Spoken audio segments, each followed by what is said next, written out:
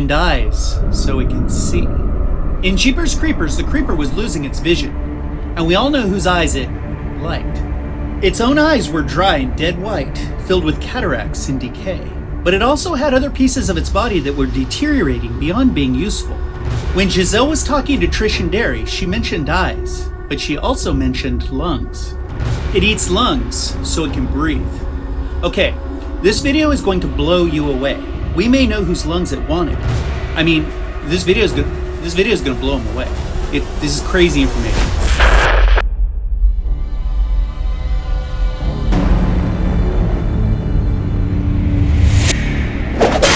When Jeepers Creepers was created, it was filled with trinkets and details, all of which had purpose. This was a brilliant method of writing used to create a believable world, where everything's kind of tied and linked together, much like real life.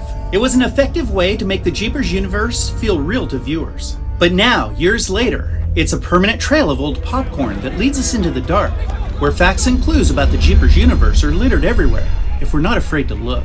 It was all about eyes, Darry's eyes. Although that may be a controversial statement, the movie was completely filled with references to eyes and vision. But it was close to being about something completely different. Jeepers Creepers could have been about lungs, and there are plenty of references loosely connected to the lungs in the film. Did you notice? And if you did notice, do you know whose lungs it was eyeing? Pun intended. Alright, take a deep breath, and let's go explore. Trailer trash. Pig fucker. Booger eater. Trisha?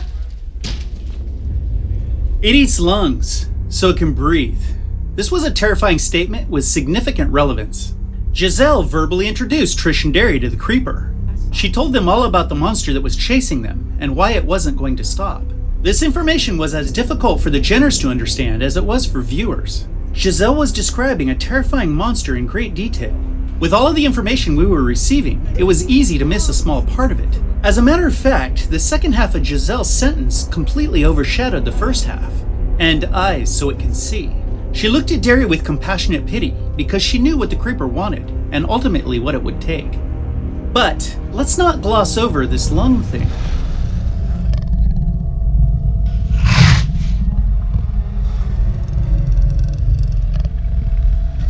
Not long after Jezelle talked with Trish and Darry, the finale ran its course, and we found ourselves in the creeper's other condo with several bodies, including Darry's. His eyes belonged to the creeper, and everything made sense in a very disturbing way. And as trauma subsided, we took stock of everything we'd witnessed in the last 90 minutes. We remembered Jazelle's words, and how each of her prophetic statements played out as specific clips of the movie. And Eyes So It Can See brought forth grisly images of what was left of Darry. It eats lungs so it can breathe, made us recall the boy from the basement with the long scar that ran from his sternum down below his belly button. Was that the lung donor? We always assumed it was.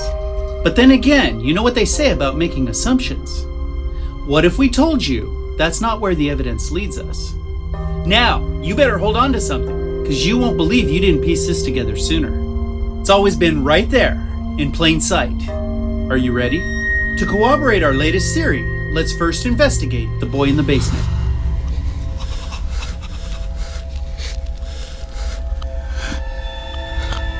Because the boy in the basement wasn't credited as a named character in Jeepers Creepers, let's give him a name. How about Roger? It's easy to assume that Roger gave up his lungs because of Jazelle's statement, but are we sure? Right off the top, Roger was still breathing, talking, and for that matter, living. It's impossible to live without lungs and the ability to breathe. So the creeper couldn't have helped itself to both of Roger's lungs. So you might suggest that he only donated one lung to the creeper's cause. It's possible, but not likely. Lung surgery is still very complicated and risky. The lungs circulate a lot of blood by way of massive arteries. It's not a situation where a lung could be removed, the victim sewn roughly back together quickly, and then regain consciousness and carry on conversations. Even in a hospital setting, lung removal would need to be handled by a surgeon with experience, and the patient would remain unconscious and recover in ICU for quite some time. Being jostled around in the back of a rusted and hideous old truck and thrown down a pipe would be deal breakers. But wait, there's more.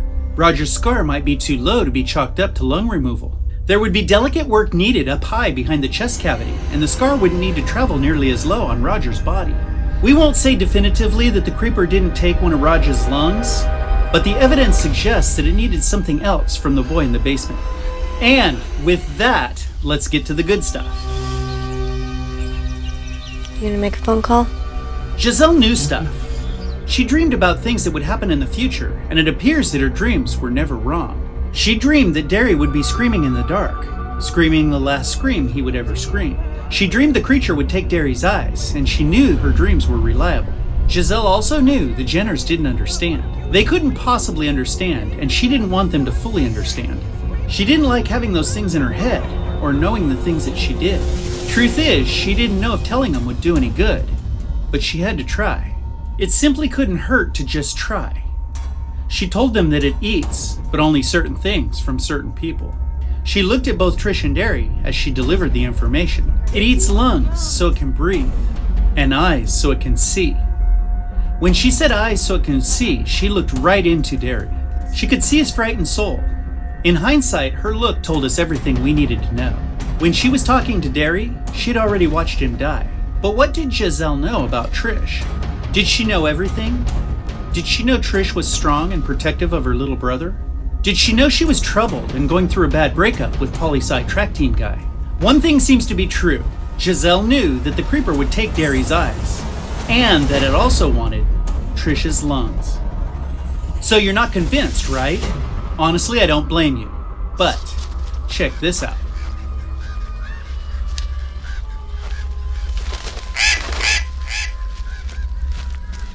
The ability to see the future is complicated because the future is always in motion. It can change without notice. One event always leads to another. It's very likely that Jazelle's visions were littered with images of different possible futures. If parts were missing, it's very likely there were extra parts. And even if the future was only satisfied by a monster taking Darry's eyes, it would still be a future where that monster had problems deciding which human to take and which part it wanted most. When Jezelle said it eats lungs so it can breathe, she looked right at Trish. It was as though she knew what Trish had that the creeper liked. And don't forget, the creeper did like Trish. It held both Jenners tightly around their necks and agonized over its two options. It took the creature a long time to make its final decision. Not only that, but it licked Trish. Doesn't that seem like an interesting action for an immortal supervillain to include in its exchange with Trish? Now, it might have done this for any number of reasons, but what if it was marking one of its future targets? Its rancid DNA would travel with the one that, for the time being, was getting away. Ultimately, it discarded Trisha Jenner and focused on its prize. If we examine the creeper's posture and fixation on Darry, it was preparing to do something with him. Had the sheriffs not located it and broken through the glass, it might have taken Darry's eyes on the spot. After all, it took the prisoner's arm and leg in the jail cell. If it had taken Darry's eyes right there, Trish might have been next. When the confrontation started and the officers drew their weapons in a standoff, it seemed to be interrupted. The creeper also did something very interesting. It listened to Trish. Why? It may be that its ancient human origins found interest in a beautiful young female, but it may also have been reconsidering its options. Ultimately, it kept Darry and had to leave everything else behind, including its truck, its clothing, and maybe Trish, all of which it might have returned for later.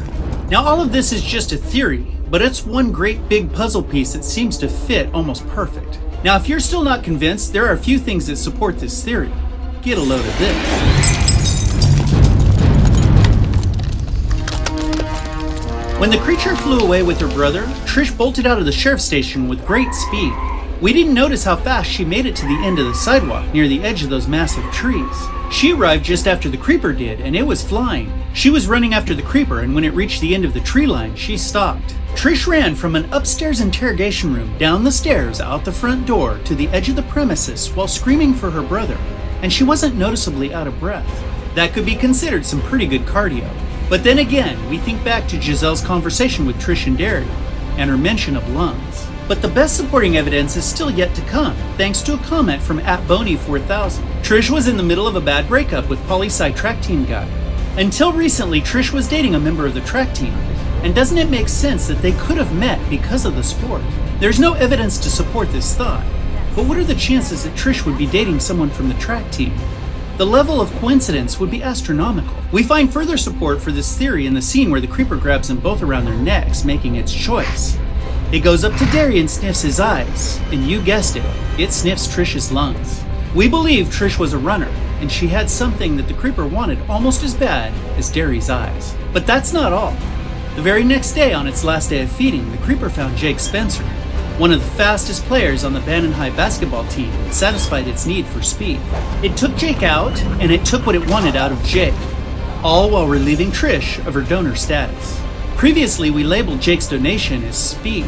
We're changing our opinion on what we think the creeper wanted from Jake. We now believe Jake donated his lungs.